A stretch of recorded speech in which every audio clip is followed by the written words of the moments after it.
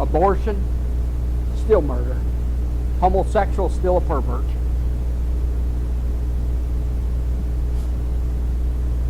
God hasn't changed. I didn't see this movie, but I read about it. Anybody seen it? It's called Kate and Leopold.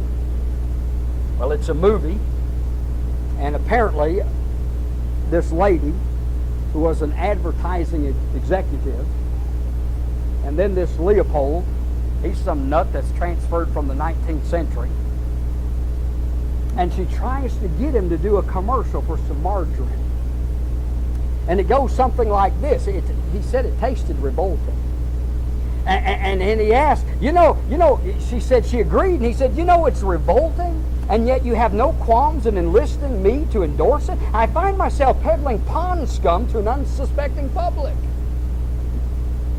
And then she responds, sometimes you get stuck.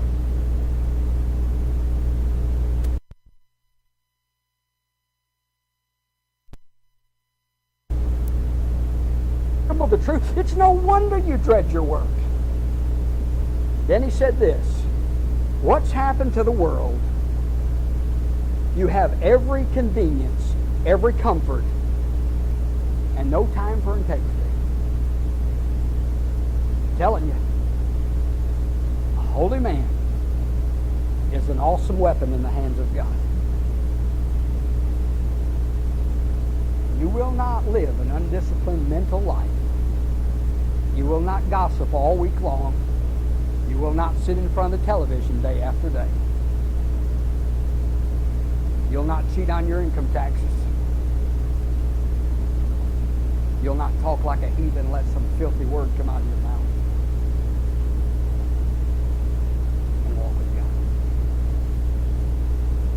And I'm telling you right now, you ain't getting on God's team unless you're willing to surrender to Jesus. I'm not saying you can't be saved. But I can tell you from a fellow that's been saved a long time, there's a big difference between being saved and being filled with the Spirit. They ain't the same. And if you think they are, you probably don't have a clue what I'm talking about anyway.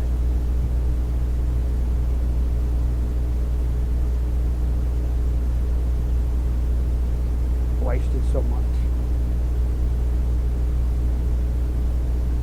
I guess 20 years lost, just wasted.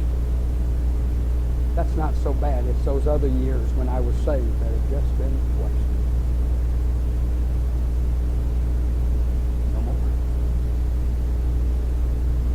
I have decided to follow Jesus. No turning back. No turning back. I'm on God's team today.